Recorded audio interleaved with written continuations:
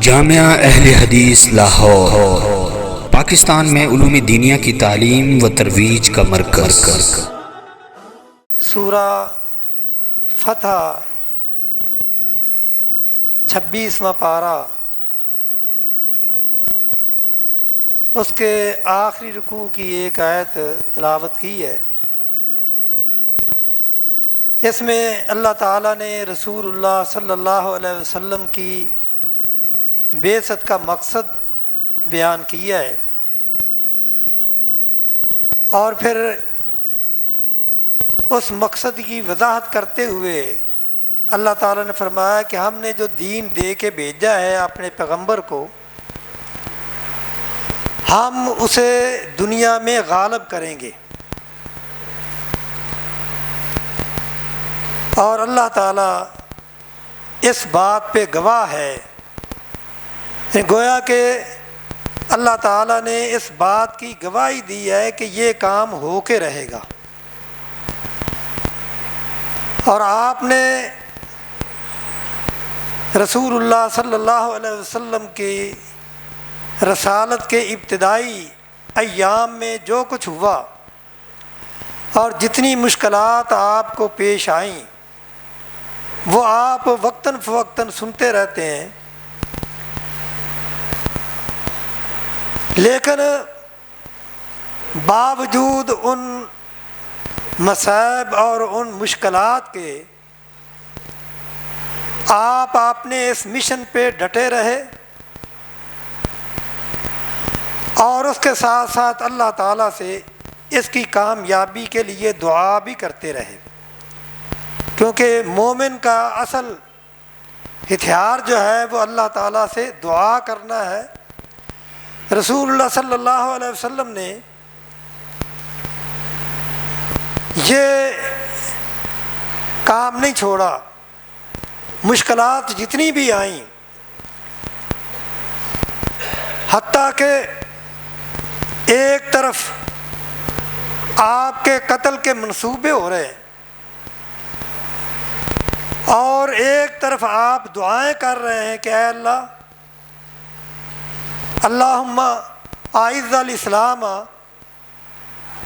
بأبی جہل ابن ہشام او بعمر ابن الخطاب۔ اے اللہ، میری یہ دعا ہے کہ تو اس اسلام کی مدد کر ابو جہل یا عمر بن خطاب، ان دونوں نوجوانوں میں سے ایک نوجوان کو، جو بھی تمہیں ان دونوں میں سے پسند ہے، اسے اپنے دین کے لیے منتخب کر لے اور اسے ہدایت سے سرفراز کر، تاکہ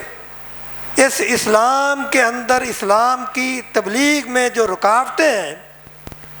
وہ ختم ہو سکیں، کیونکہ ان دونوں نوجوانوں کا مکہ میں رعب داب تھا، خاندانی طور پہ بھی اور ویسے اپنی قوت اور طاقت کی وجہ سے بھی۔ تو رسول اللہ صلی اللہ علیہ وسلم نے ان دونوں کو منتخب کیا اور اللہ سے دعا کی کہ اے اللہ، تو ان دونوں میں سے جسے پسند کرتا ہے، کیونکہ ایک حدیث میں یہ بھی آتا ہے اللہم اعز الاسلام بأحب ہذین الرجلین الیک بأبی جہل وعمر ابن الخطاب وکان احبہما الیہ عمر۔ کہ آپ نے دعا کی کہ اے اللہ، یہ دو نوجوان ہیں، ان میں سے جو تجھے پسند ہے، جس کو تو چاہتا ہے، جو اسلام کے لیے کارآمد ہو سکتا ہے، کیونکہ غیب تو تو ہی جانتا ہے، تیرے سوا دلوں کے بھید کوئی نہیں جانتا، اور تجھے معلوم ہے کہ ان دونوں میں سے کون سا نوجوان اسلام کے لیے مفید ہوگا۔ یا اللہ، جو تجھے پسند ہے، جو مفید ہے، اسے تو اسلام کی ہدایت دے دے۔ یہ رسول اللہ صلی اللہ علیہ وسلم نے بیت اللہ میں دعا کی، ان مشکلات کو جو اسلام کی اشاعت میں رکاوٹ تھیں، ان مشکلات کو دور کرنے کے لیے اللہ تعالیٰ سے یہ دعا کی کہ اے اللہ، اگر ان دونوں نوجوانوں میں سے ایک مسلمان ہو جاتا ہے تو بہت سی رکاوٹیں ختم ہو جائیں گی۔ اور یہ بات ہر مسلمان کے عقیدے میں ہونی چاہیے کہ وَمَا تَشَاءُونَ إِلَّا أَن يَشَاءَ اللَّهُ رَبُّ الْعَالَمِينَ، ہوتا وہی ہے جو اللہ چاہتا ہے، انسان کی اپنی مرضی سے کچھ نہیں ہوتا۔ اگر انسان کی اپنی مرضی سے کچھ ہونا ہوتا تو آج اسلام ہم تک نہ پہنچتا۔ ادھر رسول اللہ صلی اللہ علیہ وسلم مکہ میں بیت اللہ میں یہ دعا کر رہے ہیں، اور ادھر ابو جہل یہ اعلان کر رہا ہے کہ ہمارے معبودوں کو برا کہنے والا جو شخص اس کی گردن اڑا دے میں اسے 100 اونٹ بھی انعام میں دوں گا، اور 100 اونٹ کے علاوہ اور بھی بہت سا انعام دوں گا، کیونکہ ان کی کوشش یہ تھی کہ اسلام دنیا میں پھیل نہ سکے، اسلام کے داعی کو ختم کر دیا جائے، لیکن جسے اللہ تعالیٰ رکھنا چاہیں، جس دین کو اللہ پھیلانے کا اعلان کر دیں اور اللہ تعالیٰ اس کو پھیلانا چاہے، اس کو کون روک سکتا ہے؟ ادھر یہ اعلان ہوتا ہے اور ادھر اللہ تعالیٰ نے ایسے اسباب پیدا کیے کہ یہ اعلان عمر بن خطاب نے بھی سنا، اور اس سے پہلے رسول اللہ صلی اللہ علیہ وسلم سورہ حاقہ کی تلاوت کر رہے تھے تو وہ تلاوت بھی وہ سنتے ہیں، فلا اقسم بما تبصرون وما لا تبصرون انه لقول رسول کریم وما هو بقول شاعر قلیلا ما تؤمنون ولا بقول کاہن قلیلا ما تذکرون۔ حضرت عمر خود فرماتے ہیں کہ جب میں یہ تلاوت سن رہا تھا میرے دل میں کبھی یہ خیال آتا کہ یہ تو ایک شاعر کا کلام ہے، لیکن جیسے ہی آپ نے یہ اعلان کیا وما هو بقول شاعر قلیلا ما تؤمنون، یہ کسی شاعر کا کلام نہیں، تو میں نے کہا اگر شاعر کا نہیں تو یہ کسی کاہن کا کلام ہوگا، لیکن آگے آپ فرماتے ہیں وما هو بقول کاہن قلیلا ما تذکرون تنزیل من رب العالمین، یہ کسی نہ شاعر کا کلام ہے نہ کسی کاہن کا کلام ہے، یہ تو اللہ رب العالمین کا کلام ہے۔ وہ کہتے ہیں میں نے یہ آیات بھی سنی، اور ادھر جب ابو جہل کا میں نے یہ اعلان سنا میرے دل میں یہ لالچ بھی پیدا ہوا کہ آج اس انعام کو حاصل کرنے کا بہترین وقت ہے۔ میں کیونکہ دنیا جو ہے انسان کو کہیں کا کہیں لے جاتی ہے، دنیا کی محبت انسان سے بہت کچھ کروا دیتی ہے۔ کہتے ہیں میرے دل میں دنیا کی محبت، میں اس ارادے سے نکلا گھر سے کہ آج میں یہ انعام حاصل کروں گا، لیکن اتفاق ایسا ہوا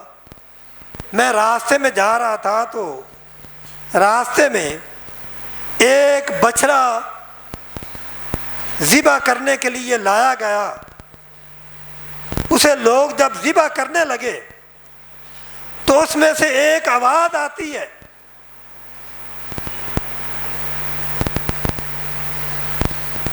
یا جلی امر النجی راجل فصیح یقول لا الہ الا اللہ۔ اے چلاک اور ہوشیار آدمی، میری بات کو غور سے سنو۔ ایک بڑا فصیح بلیغ آدمی وہ یہ اعلان کر رہا ہے کہ لا الہ الا اللہ، اللہ کے سوا کوئی معبود نہیں ہے۔ کہتے ہیں میں نے یہ آواز بھی سنی، لیکن دنیا کی حرص میرے دل پہ غالب تھی، میں اپنے ارادے سے باز نہ آیا، میں آگے بڑھا۔ آگے بڑھتا ہوں تو ایک آدمی راستے میں مجھے ملتا ہے، پوچھتا ہے کہ اے عمر، تلوار میں ہاتھ میں لیے ہوئے اور اس وقت کہاں جا رہے ہو؟ تو کہتے ہیں میں نے کہا کہ میں آج محمد کا سر قلم کر کے اس معاملے کو ختم کر دینا ہے جس نے ہمارے شہر میں ایسا نعوذ باللہ فساد ڈالا ہوا ہے کہ گھروں کے گھر تباہ ہو گئے ہیں۔ یعنی جو کفر ہوتا ہے وہ اسلام کو فساد کی جڑ سمجھتا ہے، یہ آج کی بات نہیں ہے۔ آج بھی کفر اسلام کو یہی کہتا ہے کہ یہ دہشت گردی پھیلاتا ہے، حالانکہ اسلام تو دہشت گردی کو مٹانے کے لیے آیا ہے۔ اسلام تو خود یعنی اس دہشت گردی کا مقابلہ کرتا رہا ہے۔ کیا مکہ میں جو ابتدائی طور پہ مسلمان ہوئے تھے، کیا انہوں نے کسی کا بگاڑا تھا؟ ان کو کیوں مارا پیٹا جاتا تھا؟ ان کو کیوں قتل کیا جاتا تھا؟ ان کو کیوں زخمی کیا جاتا تھا؟ کیا یہ دہشت نہیں تھی؟ عمر فاروق رضی اللہ تعالیٰ فرماتے ہیں کہ میرے دل میں چونکہ دنیا کی محبت کا غلبہ تھا، میں اپنے راستے پہ چلتا رہا۔ اس آدمی نے جب مجھے یہ پوچھا، میں نے بتا دیا کہ میں اس ارادے کے لیے جا رہا ہوں، تو وہ کہنے لگا کہ اگر تو یہ کام کرے گا تو کیا تو بنی ہاشم سے اور بنو زہرہ سے بچ جائے گا؟ تو کہتے ہیں میں نے جواب دیا وہ معاملہ بعد کا ہے، بعد میں دیکھا جائے گا، لیکن ایک دفعہ میں اپنا یہ کام کر کے رہوں گا۔ تو وہ کہنے لگے کہ اے عمر، محمد صلی اللہ علیہ وسلم کو قتل کرنے سے پہلے ذرا اپنے گھر کی تو خبر لے، تیری بہن اور تیرا بہن بھائی دونوں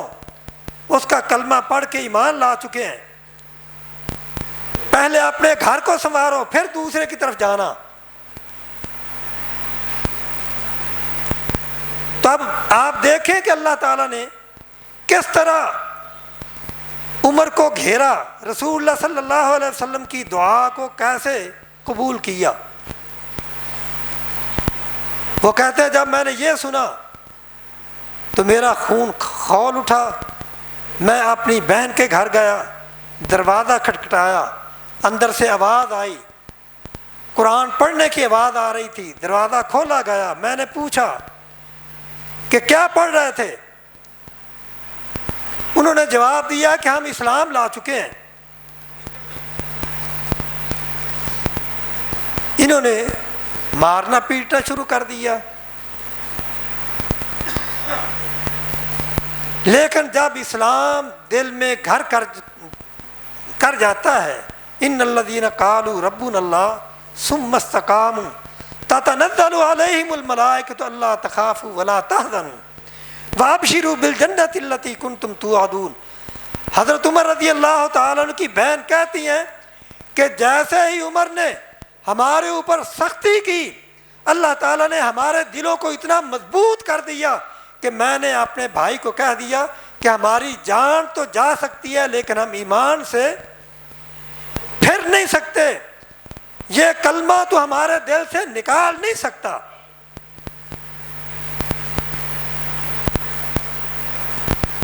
تو تو حضرت عمر رضی اللہ تعالیٰ عنہ کا اپنا بیان ہے کہ چونکہ یہ واقعات میرے ساتھ پہلے پیش آ چکے تھے، جب میں نے ان کی اتنی سختی دیکھی، ان کا یہ استقلال دیکھا کہ میری وہ بہن جو کبھی میرے سامنے اونچی آواز سے بولا نہیں کرتی تھی، آج وہ اپنی جان کو خطرے میں ڈالنے کے لیے بھی تیار ہے۔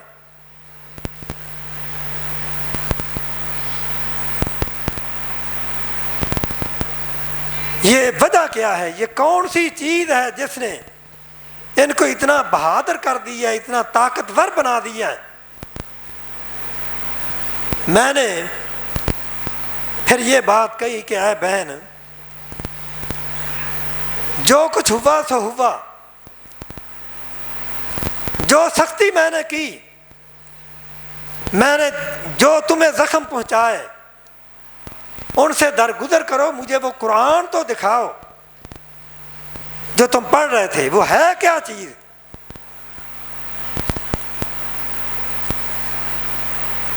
پھر جو انہوں نے جواب دیا کہ پہلے طہارت حاصل کرو، طہارت حاصل کی گئی تو انہوں نے قرآن کی یہ آیات پڑھ کے سنائی، طٰہٰ مَا أَنزَلْنَا عَلَيْكَ الْقُرْآنَ لِتَشْقَىٰ إِلَّا تَذْكِرَةً لِمَن يَخْشَىٰ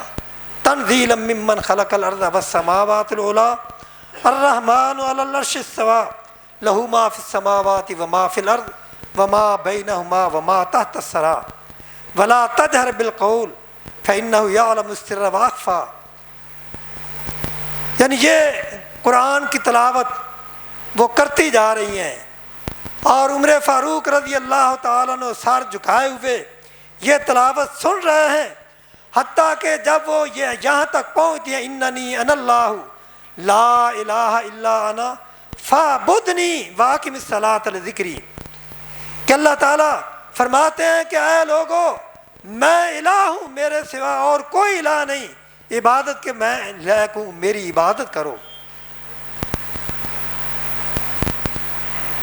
تو اللہ تعالیٰ نے اس قرآن کی وجہ سے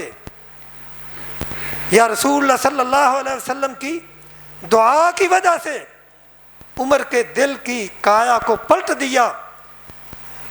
وہ عمر جو اللہ کے نبی کو قتل کرنے کے ارادہ سے آیا تھا،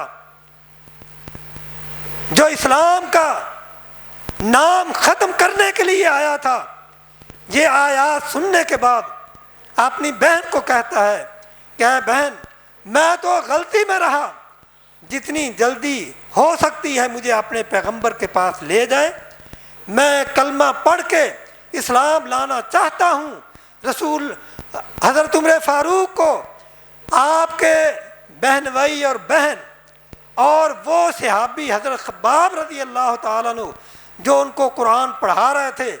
وہ لے کے رسول اللہ کے پاس پہنچتے ہیں۔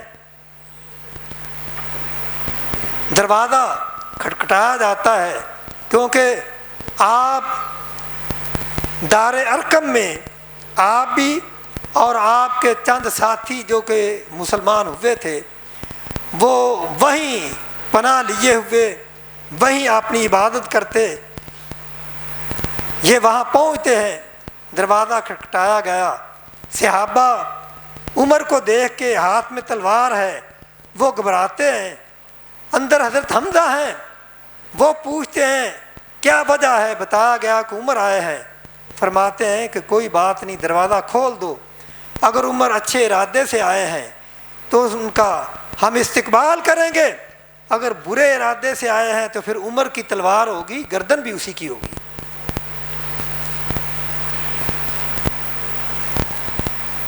تو اللہ تعالیٰ نے چونکہ یہ وعدہ کیا تھا کہ ہم اسلام کو غالب کر کے رہیں گے، اور ادھر رسول اللہ نے یہ دعا کی کہ اللہ اللہم اید الاسلام یا اعز الاسلام بابی جہل ابن ہشام اور بعمر ابن الخطاب، اے اللہ ان دو نوجوانوں میں سے جو تجھے پسند ہے اس کو اسلام میں داخل کر دے، تاکہ اسلام کی شان بڑھ جائے، اسلام کی مدد ہو اور اسلام اس مکہ میں پھیل سکے۔ یعنی آپ سے پہلے 39 آدمی مسلمان ہوئے تھے، اور حضرت عمر فاروق رضی اللہ تعالیٰ عنہ کا تعلق چونکہ ایک یعنی باپ کی طرف سے بنو عدی سے تھا اور ماں کی طرف سے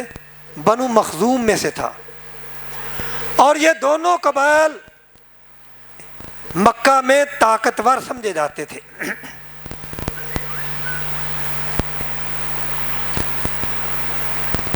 تو وہاں پہنچے، دروازہ کھولا گیا،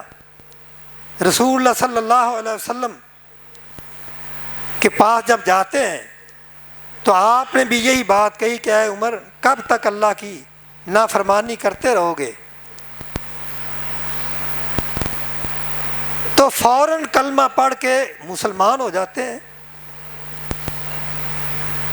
یعنی اللہ تعالیٰ نے کس طرح رسول اللہ صلی اللہ علیہ وسلم کی دعا کو قبول کیا۔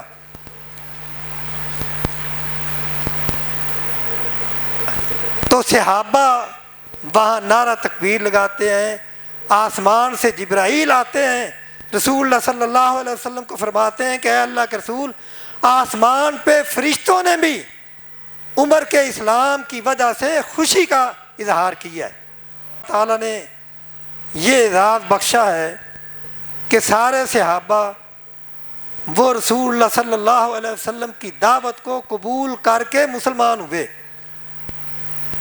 لیکن ایک عمر فاروق رضی اللہ تعالیٰ عنہ جن کو اللہ کے نبی نے اللہ سے مانگ کے لیا،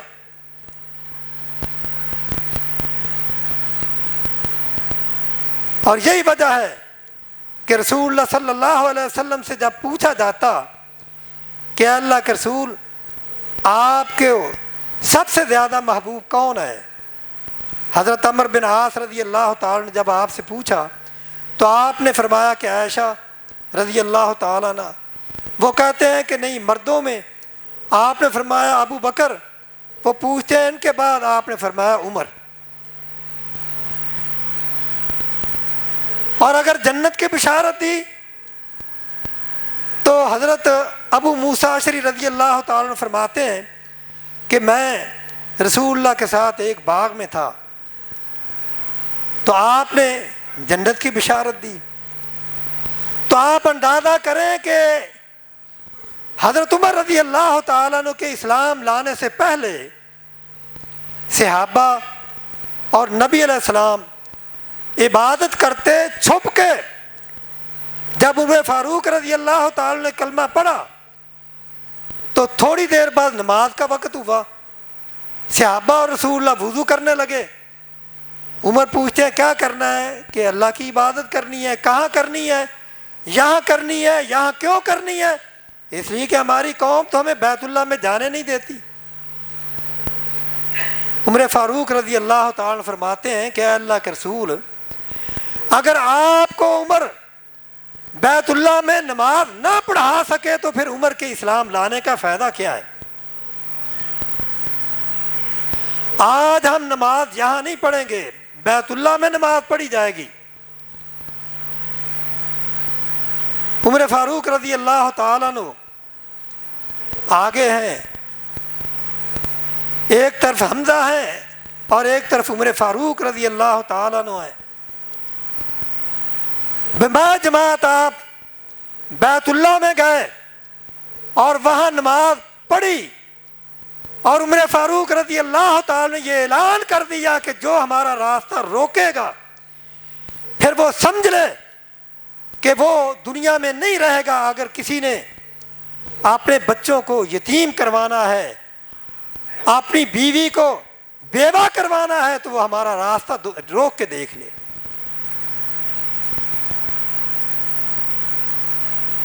رسول اللہ صلی اللہ علیہ وسلم نے ایسے ہی تو دعا نہیں کی تھی، ایسے ہی تو اپنے رب سے نہیں مانگا تھا۔ اور حضرت عبداللہ بن مسعود رضی اللہ تعالیٰ عنہ فرماتے ہیں کہ حضرت عمر کے اسلام لانے کے بعد پھر اسلام دن بدن بڑھتا ہی چلا گیا۔ آپ کے بعد کتنے مسلمان ہوئے، اور پھر ہجرت کا وقت آیا تو لوگوں کو روکنے والے عمر کا راستہ نہ روک سکے۔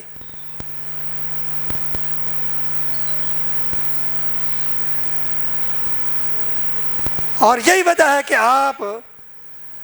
یہ فرمایا کرتے تھے کہ اے عمر، اللہ تعالیٰ نے آپ کی زبان اور آپ کے دل پہ حق کو جاری کر دی ہے۔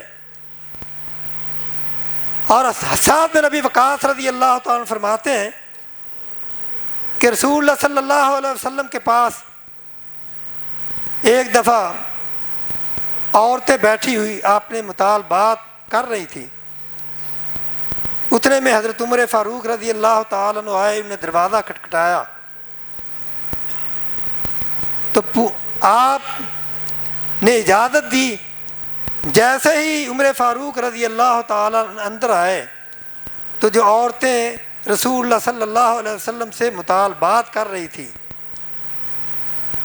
کہ ہمارے اخراجات کو بڑھایا جائے، وہ عمر فاروق کو دیکھتے ہی پردوں کے پیچھے چھپ گئیں۔ رسول اللہ صلی اللہ علیہ وسلم ہنسنے لگے اور آپ نے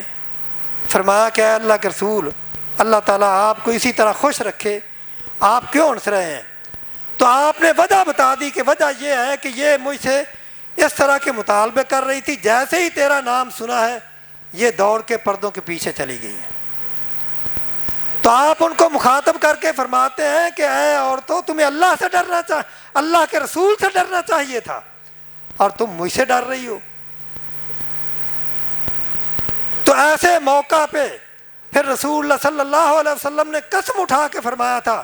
والذی نفسی بیدہ، اے عمر مجھے اس ذات کی قسم ہے جس کے ہاتھ میں میری جان ہے،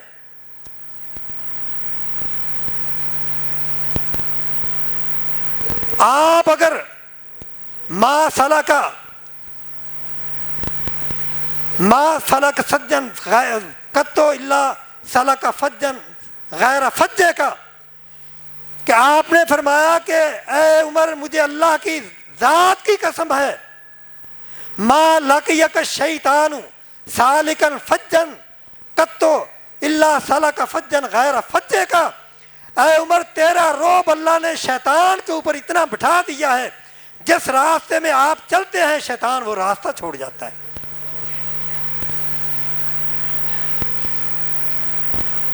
اور کہیں یہ فرمایا وَإِنِّي لَأَنظُرُ شَيَاطِينَ الْإِنسِ وَالْجِنِّ قَدْ فَرُّوا مِنْ عُمَرَ، اے عمر میں دیکھتا ہوں کہ انسانوں میں اور جنوں میں جو شیطان ہیں وہ جب عمر کو دیکھتے ہیں تو بھاگ جاتے ہیں۔ یعنی اللہ تعالیٰ نے عمر کا رعب بھی ایسا رکھا تھا،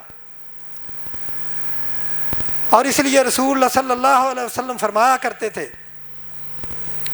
کہ اے عمر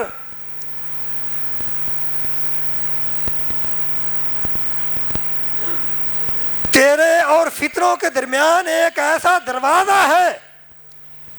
کہ جب تک تو دنیا میں رہے گا دنیا فتنوں سے محفوظ رہے گی۔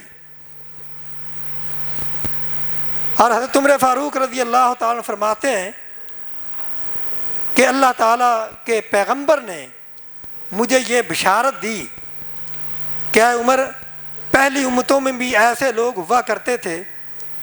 جن کی طرف اللہ کی طرف سے الہام ہوتا تھا، اور اگر میری امت میں کوئی ایسا شخص ہے جس کی طرف اللہ کی طرف سے الہام ہوتا ہے تو وہ عمر فاروق ہے۔ اور آپ فرمایا کرتے تھے کہ یہی وجہ ہے کہ کئی دفعہ ایسا ہوا کہ جو فیصلہ میرا تھا دنیا میں اللہ تعالیٰ نے اسی کے مطابق قرآن نازل کر دیا۔ قرآن کی کئی آیات آپ فرماتے ہیں وَاتَّخِذُوا مِن مُقَامِ إِبْرَاهِيمَ مُصَلًّى، جب حج کرتے ہیں تو وہاں مقام ابراہیم ہے، میں نے رسول اللہ کو یہ کہا کہ مقام ابراہیم کو ہمیں مصلی بنا لینا چاہیے، تو اللہ تعالیٰ نے میری اس رائے کے مطابق قرآن نازل کر دیا، واتخذوا من مقام ابراہیم مصلی۔ اور ایک دفعہ جب عبداللہ بن ابی منافق فوت ہوتا ہے تو رسول اللہ صلی اللہ علیہ وسلم سے مطالبہ کیا گیا کہ آپ اس کا جنازہ پڑھائیں، یعنی بیٹا چونکہ مسلمان تھا وہ آیا رسول اللہ کے پاس، آپ اپنی قمیص دے دیں کہ میں اس کو کفن پہنا دوں، آپ جنازہ پڑھا دیں، شاید اللہ تعالیٰ اسے معاف کر دے۔ تو عمر فاروق رضی اللہ تعالیٰ نے فرمایا کہ اے اللہ کے رسول یہ تو منافق ہے، آپ اس کا جنازہ کیوں پڑھاتے ہیں؟ تو آپ نے فرمایا کہ اے عمر، اللہ تعالیٰ نے مجھے یہ کہا ہے استغفر لہم او لا تستغفر لہم ان تستغفر لہم 70 مرہ فلن یغفر اللہ لہم، اگر آپ ان کے لیے 70 مرتبہ بھی معافی مانگیں گے تو اللہ کہتے ہیں میں معاف نہیں کروں گا، تو میں 70 سے زیادہ معافی مانگ لوں گا، ہو سکتا ہے اللہ تعالیٰ اسے معاف کر دے۔ آپ نے نماز پڑھا دی منافق کی، بعد میں اللہ کی طرف سے یہ اعلان آ گیا، آیت نازل ہو گئی، وَلَا تُصَلِّ عَلَىٰ أَحَدٍ مِّنْهُمْ مَاتَ أَبَدًا وَلَا تَقُمْ عَلَىٰ قَبْرِهِ إِنَّهُمْ كَفَرُوا بِاللَّهِ وَرَسُولِهِ۔ اے پیارے پیغمبر، جب منافق کوئی فوت ہو جائے تو آپ نے نہ اس کی نماز جنازہ پڑھنی ہے نہ اس کی قبر پہ کھڑے ہو کے دعا کرنی ہے۔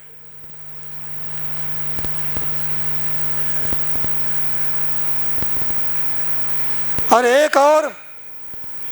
آدمی رسول اللہ کے پاس فیصلہ لے کے آیا، ایک منافق تھا اور ایک یہودی تھا۔ رسول اللہ کے پاس جب گیا مقدمہ، آپ نے دونوں کی بات سنی تو آپ نے یہودی کے حق میں فیصلہ کر دیا۔ اب یہودی کہتا ہے کہ میرے حق میں فیصلہ ہو گیا، بڑا خوش ہے، لیکن جب رسول اللہ کے پاس سے نکلے تو یہ مسلمان کہتا ہے کہ عمر سے نظر ثانی نہ کروا لیں۔ خیر جب اس نے اصرار کیا تو وہ یہودی بھی مان کے چلو بھی چلیں۔ جب عمر فاروق رضی اللہ تعالیٰ عنہ کے پاس گئے تو سارا واقعہ سنایا۔ عمر فاروق کہتے ہیں اچھا ٹھہرو میں ابھی آتا ہوں۔ تو یہودی نے کہا کہ اے عمر، فیصلہ کرنے سے پہلے میری بات سن لو کہ یہ جو مقدمہ آپ کے پاس لے کے آئے ہیں، اس مقدمے کا فیصلہ آپ کے پیغمبر نے میرے حق میں کیا ہے۔ آپ نے اس منافق سے پوچھا کیا واقعی یہ سچ کہہ رہا ہے؟ تو اس نے کہا ہاں سچ کہہ رہا ہے، ہم نظر ثانی کروانے کے لیے آئے ہیں۔ تو عمر فاروق رضی اللہ تعالیٰ فرماتے اچھا تم ٹھہرو میں ابھی نظر ثانی کرتا ہوں۔ آپ اندر گئے، تلوار لے کے آئے اور تلوار کے ذریعے اس منافق کا سر اڑا دیا، کیونکہ وہ ہے تو کلمہ گو تھا، اور ساتھ فرمایا